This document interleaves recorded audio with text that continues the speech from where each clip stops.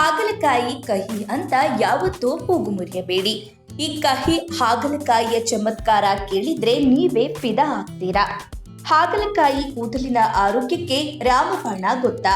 ಕೂದಲು ಉದುರುವಿಕೆ, ಡ್ಯಾಂಡ್ರಫ್ನಿಂದ ಬಳಲುತ್ತಿದ್ರೆ ಹಾಗಲಕಾಯಿ ಉಪಯೋಗಿಸಿ ನಿಮ್ಮ ಕೂದಲಿನ ಸಮಸ್ಯೆಗೆ ಗುಡ್ ಬೈ ಹೇಳಿ. ಸ್ನಾನಕ್ಕೆ ಮೊದಲು 4 ಚಮಚ ಹಾಗಲಕಾಯಿ ರಸವನ್ನ ತೆಗೆದುಕೊಂಡು ಅದಕ್ಕೆ 2 ಚಮಚ ಆಲೋವೆರಾ ಜೆಲ್ಲನ್ನ ಸೇರಿಸಿ ಮಿಕ್ಸ್ ಮಾಡಿ. ಈ ಮಿಶ್ರಣವನ್ನ ಕೂದಲಿನ ಬುಡಕ್ಕೆ ಹಚ್ಚಿ 30 ನಿಮಿಷ ಹಾಗೆ ಬಿಟ್ಟು ನಂತರ ಕೂದಲನ್ನ ತೊಳೆಯಬೇಕು. ಇದರಿಂದ ನಿಮ್ಮ ಕೂದಲಿನ ಸಮಸ್ಯೆಗಳು ಕಡಿಮೆಯಾಗುತ್ತದೆ.